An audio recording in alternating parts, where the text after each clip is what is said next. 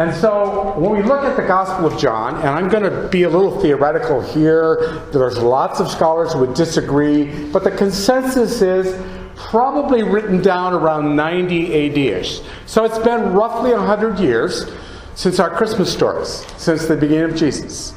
And the amount of change that's happened in that 100 years is absolutely massive.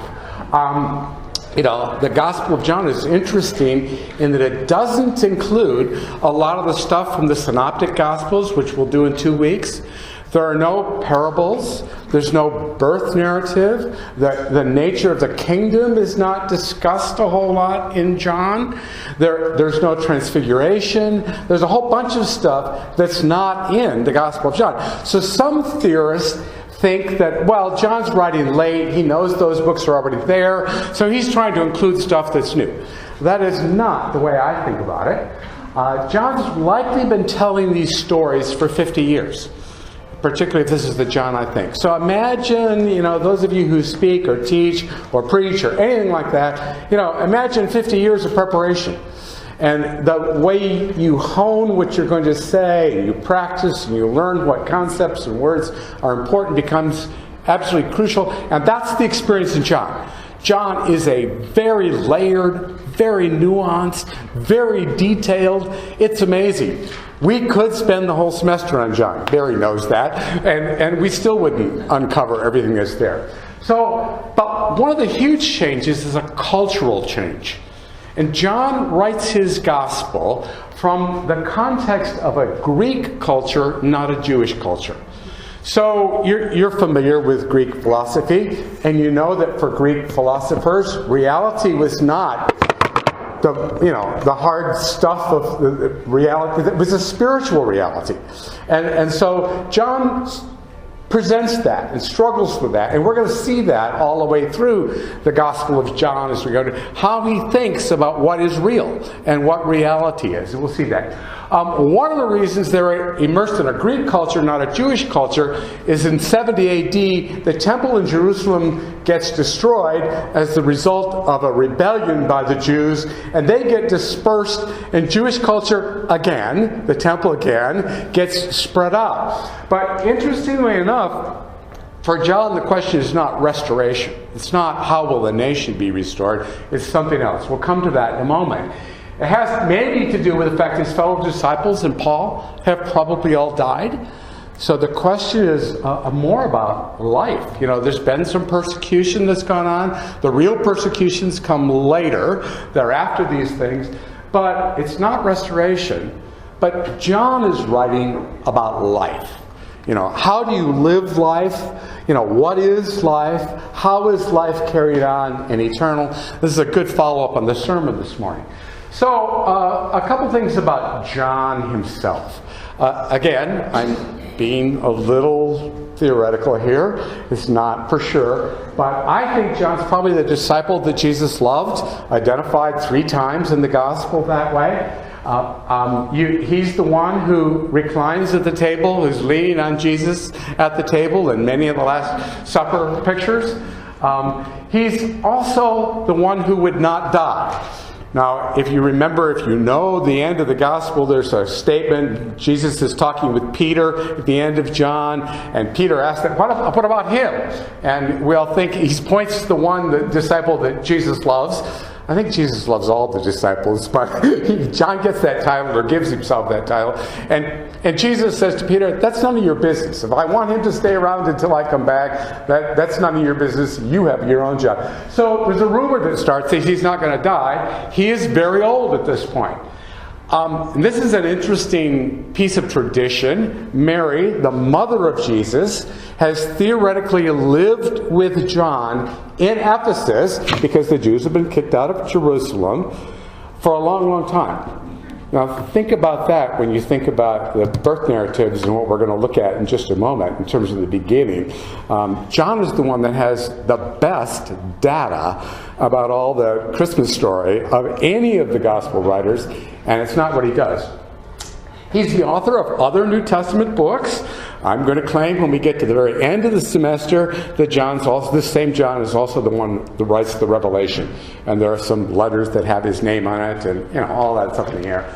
And I'm going to say that John is an artist. Now, I don't mean he's a painter or sculptor, but he's a writer, he's a poet, he's an amazing person. And part of this has to do with the Greek culture. He's trying to use image and those kinds of ideas to take you into something that's deeper than just the history details. Actually, it's Origen who says of John's gospel, John is a spiritual gospel, the others are historic gospels. Well, they're all spiritual, but you recognize that nature, something different is going on in the Gospel of John. So, images. John uses, I said, what's his symbol in medieval paintings? Is it right back which one's John in the painting? Is it the halo around his head? Oh, and that painting, from some of you recognize that painting from a monastery I've been there. Anyway. It's who doesn't have the halo? Judas, in that picture. So all of these are saints and good guys except Judas, and Judas doesn't have the halo. So I think it's a painter's way of saying this is a holy person or something like that. So. But I want to talk about the images that are there. And water shows up from the very beginning, the creation story at the beginning, the water that gets turned into wine. There are people on boats fishing in the water. The last scene in the gospel starts in the water. We have the woman at the well. We have Jesus making statements about, being the living water. So water is one of those images that shows up all the way through. And I would say in John's Gospel, it's sort of connected to life. Now, it's not that it equals life, and there are other things too, but when you look at the whole thing, there's a recognition that you need water to live. And in John's Gospel, that image keeps, showing up in places where there's life. Another major image in John's Gospel is bread. And again, this is something that shows up multiple places. There's one place that Jesus says, I am the bread of life. The man in the wilderness will come talk more about that. But and I kind of think, and this is, other people will disagree with me, that bread gets tied to love. Now, not love in the sentimental Valentine's Day sense of it, but love in the sense of I care for you, I provide for you, I meet your needs. God is the one who loves us. God's the one who gives us bread, and that notion keeps showing up in discussions in the Gospel of John in multiple places. A third image that I like, and there are lots more, is light. And, from the very beginning, light shows up. Light showed up in the service this morning in sermons. It's, from Isaiah and other places. And light in the Gospel of John, I think, is tied to the notion of witness and revelation. Light enables us to see. And because there's light, we're able to understand things and perceive things. And John is always using light as a way of, without light you'd be in darkness. You wouldn't get it. Near the middle of John, you get this verse. Whoever believes in me, believes not in me, but in him who sent me. And whoever sees me, sees him who sent me. I have come as light into the world, so that everyone who believes in me should not remain in darkness. So at the very beginning we get this, light kind of reveals itself, light is, and light cuts through the darkness and light, they both exist, but they can't go together. The darkness doesn't overcome light. We used to have signs in our photo labs, about the dark room, and the light creeping in and all that kind of stuff, and fascinating stuff. The darkness never crept out, So those are just some of the images.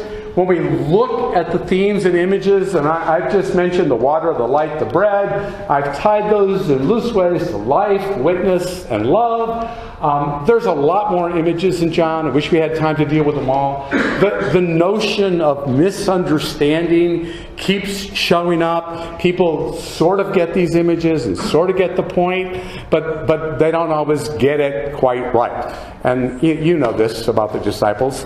they seem to have a skill for misunderstanding things in deep ways. Well, in John, lots of this goes to belief. Now here's that Greek notion, what's in your head that shows up again. Belief matters. The word believe shows up more than 60 times in the Gospel of John. Over and over again. And you're familiar with John 3:16, and that's an idea that gets presented multiple times as whoever believes. In John's Gospel, the work that God requires you to do is to believe in the one who's sent. So, this belief notion is extremely important in John. And it involves, John's kind of answers a key question for us as humans. How do we know God? God who's everywhere present and completely around us, and in the creation and in us, and all this kind of thing. Powerful, but invisible at the same time. How do we know Him? And I'm going to end by saying not just how do we know Him, but how do we be like Him? But then they'll get kicked out of the church and all that kind of stuff. So, well, let's actually look at the Gospel of John and some of the material there. So John says, this is why I'm writing.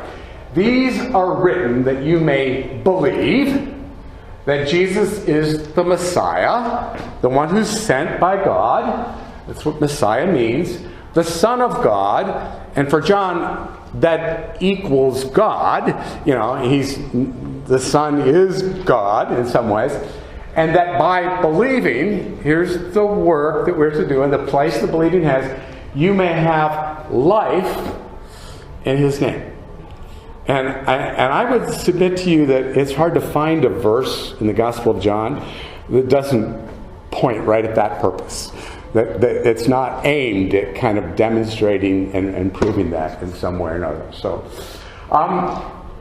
here's the prologue, the famous prologue in John's Gospel. As I've already said, it's fascinating that John, who's living with Mary, if tradition is right, has the data about the stables and the donkeys and all the shepherds and all that kind of stuff. He doesn't go there to begin his gospel. He goes back billions of years before that. He puts Jesus in the context of all of history.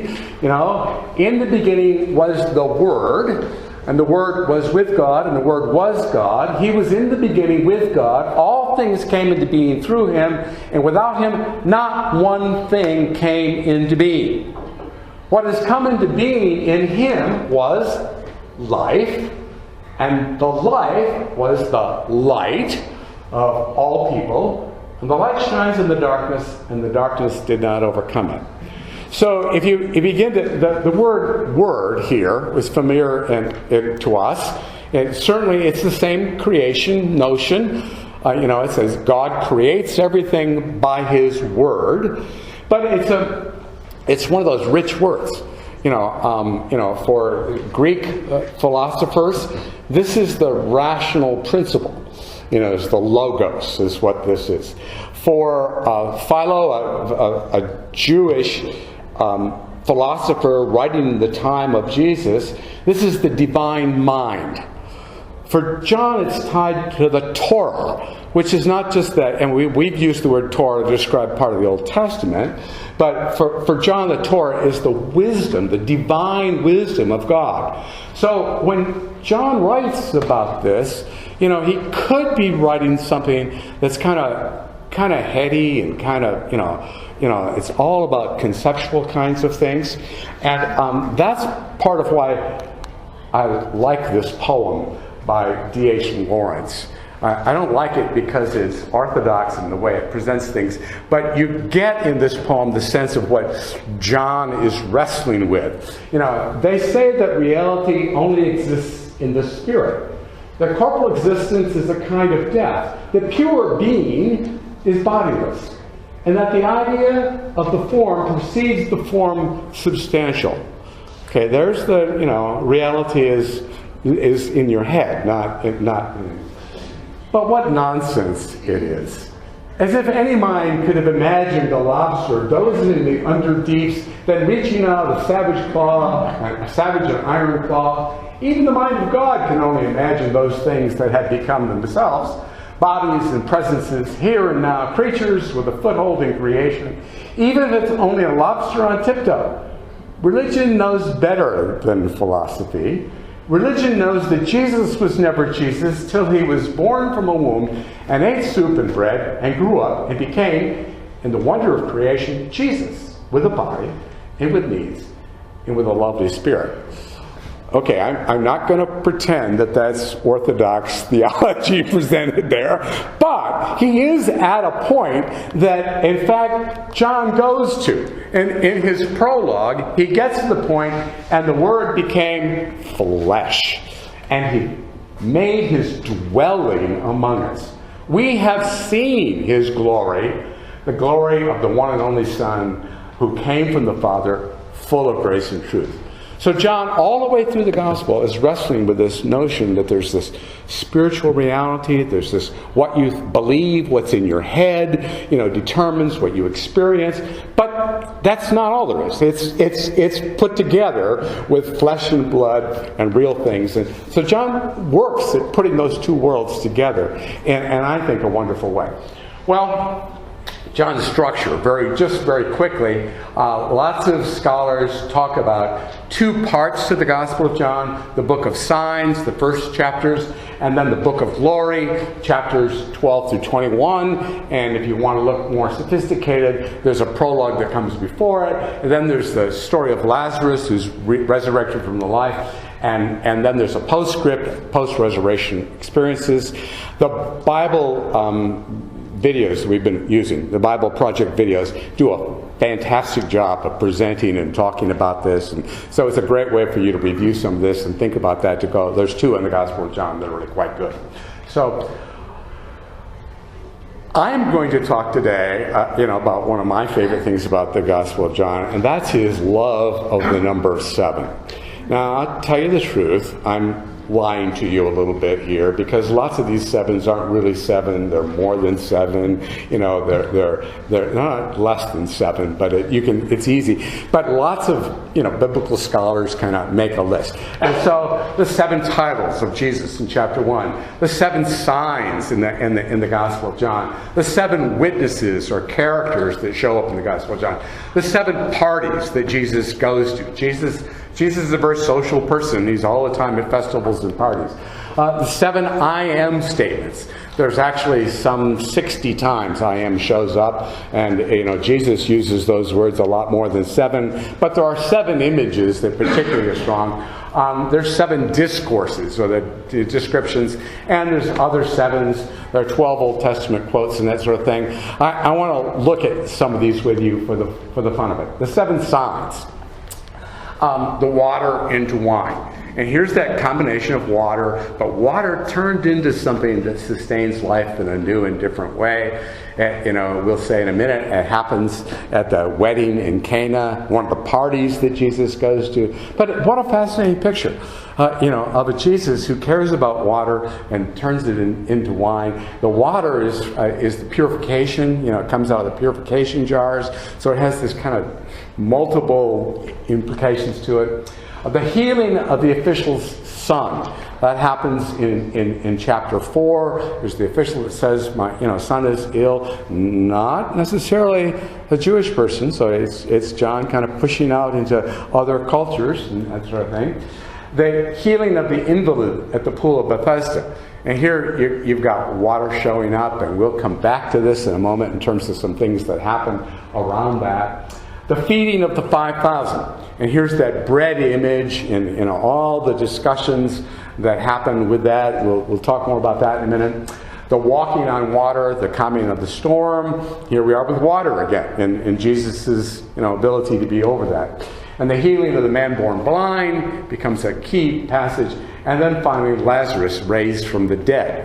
So these are the signs. These are the miracles in the Gospel of John. There are, the end of the book, it says that if everything that Jesus had done had been written down, the world couldn't contain the books. But the artist, he's picking 7 pieces to put before us, to tell his story, to make his point. Well, 7 characters or 7 witnesses, and you'll be familiar with many of these. There's John the Baptist, and John the Baptist declares that this is the Son of God, early in the Gospel. There's actually Nathaniel declares this too, and I'm not counting the disciples, the 12 disciples as the characters, but they all show up regularly too, and there are other characters. But there are 7 major characters. There's Nicodemus, who shows up, early he comes to Jesus, and he comes to Jesus and says, we know you're somebody sent from God, you're a prophet, help us understand. And then Nicodemus shows up a couple more times in the gospel, sort of standing up for Jesus, but you can tell he's nervous about doing that because, he's a Pharisee, and the Jews and the Pharisees have problems with Jesus in some way or another. So, there's the Samaritan woman. Again, Jesus is not in the Jewish culture. And here we have, here's a fascinating story. There's no infant Jesus dependent upon Mary and, totally helpless. But here's John's version of Jesus dependent on others. Jesus is traveling, thirsty, tired, no way to draw water up. And he sits down on the well, and he makes himself totally dependent on the help of the Samaritan woman. So it's an interesting, push on that whole notion that we think of as Jesus, the infant who's helpless. And the woman caught in adultery. Many of you know that story. The religious leaders try and trick Jesus into, do we stone her, or do we treat her with grace and mercy? And they try and catch Jesus in that, and the conversation goes on in interesting ways. And then Moses and Abraham. Moses more in chapter 5, but both Moses and Abraham become witnesses. They become characters that testify about who Jesus is. This is back to the purpose John has. These people are all people who are telling you that Jesus is the Son of God, that he's the sent one, he's the Messiah one. And they're also people who all are demonstrating where I'll end up today. They're all people who are sent into the world in some way or another to be witnesses, because that's your job and role. So Mary and Martha, near the end, they become that role, and so does Lazarus in some way or another. So 7 characters in the Gospel of John. 7 parties. And I'm using the word a little broadly here. Actually, festivals show up all over the place in the Gospel of John. There's multiple festivals, but there's 7 that you kind of have a name to, and something happens that. And the first is the wedding in Cana. Interesting. Some scholars think that this is John's wedding. That's out there on the edge. Who knows? But what an intriguing idea. That John has inside information about it. The whole blessing of the notion of human interaction and relationship. The Passover, where Jesus cleans the temple, and this happens early in the Gospel of John. Other Gospel narratives, it happens near the end, but Jesus is probably involved in at least 3 Passovers hinted at in the Gospel of John. But this is the one where he clears up the temple and says, "My house is supposed to be a place of prayer for all nations. Get you guys out of here. The market belongs someplace else." So there's the festival we don't know, but it's on the Sabbath, and Jesus heals somebody, and the whole issue around it becomes the Sabbath. And Sabbath is a kind of festival as well. There's the tabernacles, and we'll talk more about this when we get to the I am statements. But it's kind of a celebration of the Jewish of the leaving of Egypt and the travels in the wilderness. And so light and water, they become key in the Tabernacles festival. Dedication, Hanukkah, we would say. And this is the dedication of the second temple, or the temple under the Maccabees. It's the most recent temple for these Jews. And the dedication of the temple that celebrated Hanukkah is its holiness. And here, related to this feast, we learn Jesus' identity and Jesus' holiness. And then the party at Lazarus' house, that ends up being kind of a transition point because the Jews are really ticked that Lazarus is alive, and it's drawing all kinds of people to Jesus. We don't want that to happen, and here they are. So, and then Passover, which is the whole book of glory, as it's sometimes called, happens at the final Passover for Jesus. So 7 parties, 7 I am statements. And I want to spend probably a bit more time on this, although how is my time going here? Oh, need to keep moving along. So I am the bread of life. And here's the comparison with the manna and the wilderness. And the question becomes, what kind of bread do you want? You want the bread that satisfies your physical hunger, or you want the spiritual bread that brings you life? And actually, as that whole story, I am statement unfolds, people decide not to follow Jesus.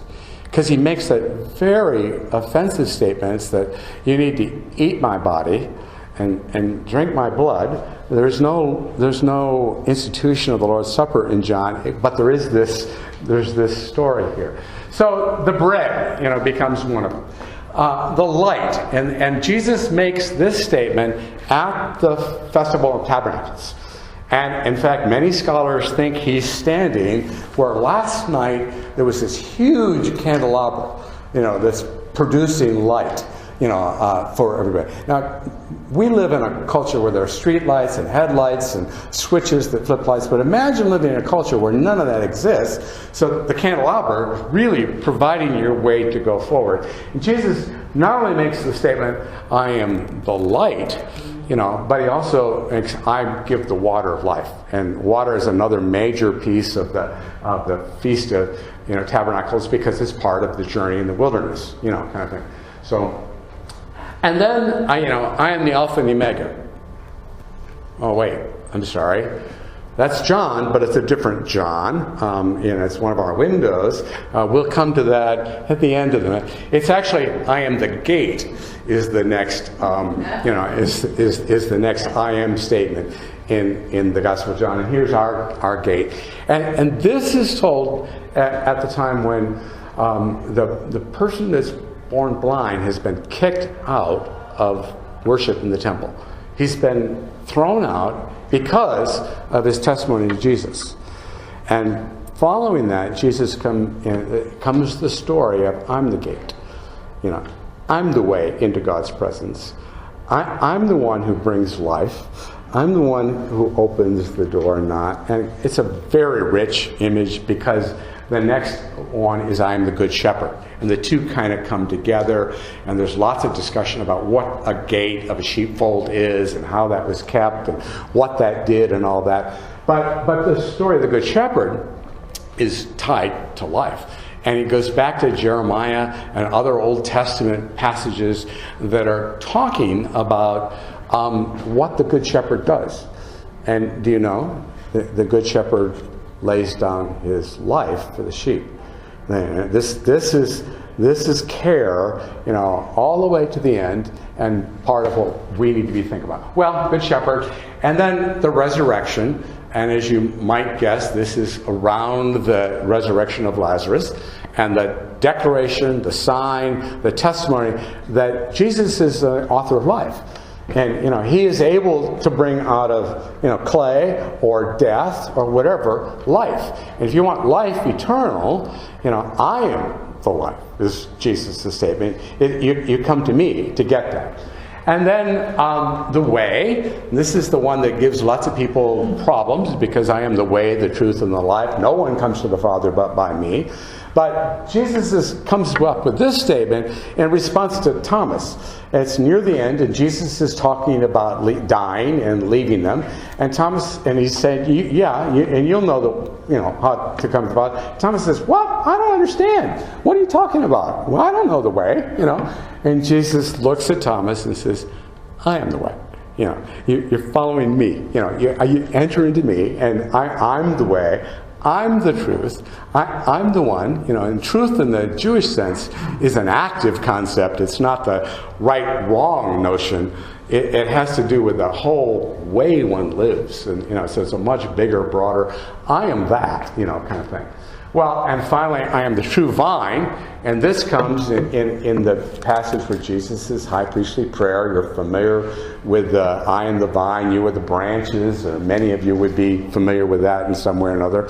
And the point here is that Jesus is the one who provides for productiveness in life.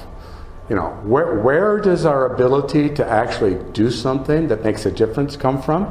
Well, it's by being connected to Jesus as the vine. I am the true vine. Contrasted to the vine in the Old Testament, I wish we had all kinds of time to deal with that, but there's this, the vine is an Old Testament image of God's people. And unfortunately, it's a vine that's gone wild and is not doing what it should be. So Jesus' statement, I am the true vine, is a little bit against that. So, you remember this image, for those of you who were last week? And Carter put this up there, and he talked about God and humans and that sort of thing. Carter managed to stay orthodox when he did this. I may not in where I'm going. The other thing that Carter talked about is, well, what do we do with the New Testament? What do we do with this stuff? What do we do with all John and all John's images? So I want to end today with 7 statements that are parallels between you and I, and the disciples, and Jesus. And they start with, love one another the same way Jesus has loved you. Now, think about that for a moment. Jesus lays down his life in love, so this is not a light, this is not Valentine's Day, but, in chapter 14, and a number of these come from that prayer, you're to love the same way Jesus loves. Your love is to be like Jesus. Do the same works, and even greater works, as Jesus. Healing sick, providing justice, caring for people, all those sorts of things. Jesus did all those kinds of things. Feed people, Well, in John, you were to do the same works that Jesus does, and even greater works, and even more things. There's an assignment for you for the week. So, be sent on a mission to bear witness, just like Jesus. You get to the end of the Gospel of John, and this whole notion of I'm sent from the beginning gets to the end, and you're sent. You're sent the same way God sent me. You're sent into the world. A fourth parallel. You like this one. Jesus gets crucified. Remember that? We're headed towards Easter kind of thing, or Good Friday. You're going to be hated the same way Jesus was hated and persecuted. This whole notion of standing for truth and right and justice, isn't always popular, and we see that in our culture. And we watch the news this week, and we, some of us go, in terms of what's going on, and to stand up for truth and right can get you in trouble. Well, you're to do that, even though it will get you in trouble and mean that you're hated. You're to be dependent on God the Father the same way as Jesus. The vine and the branches, Jesus makes the statement, I can't do anything except by the Father. And then he says to the disciples, you can't do anything apart from me.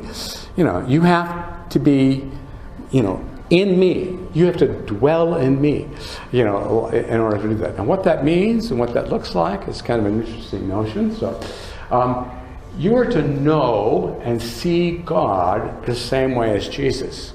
The quote I put up early on, reflected this, but it's in other places as well.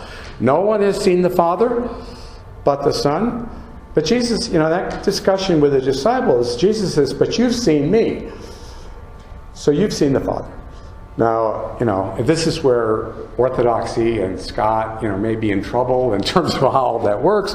But there's the statement in John 14, that you're going to see God the same way as Jesus.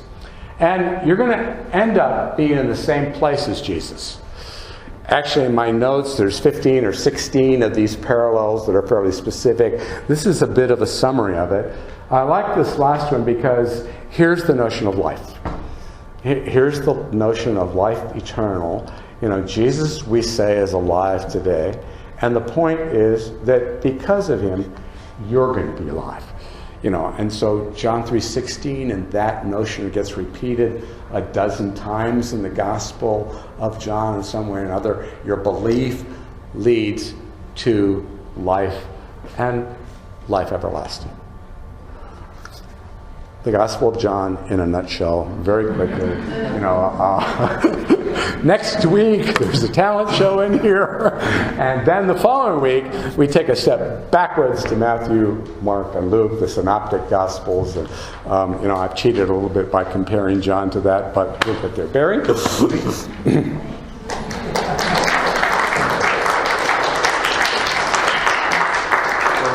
Bob and Deb Clark will be leading us next week, covering 3 Gospels in 40 minutes. Yeah.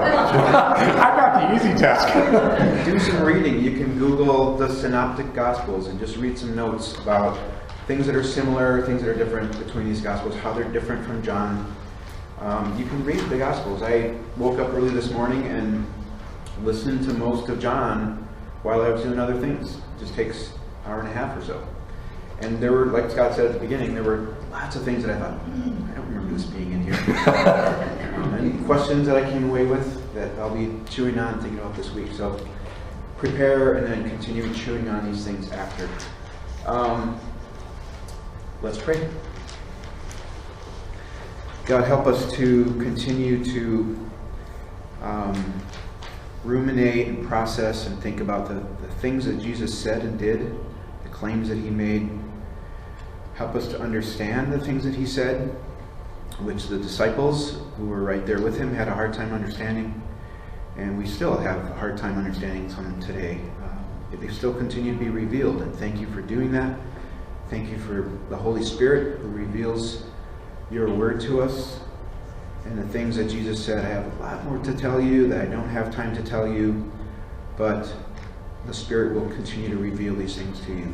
Help us to continue to learn, and help us to apply these things that we learn.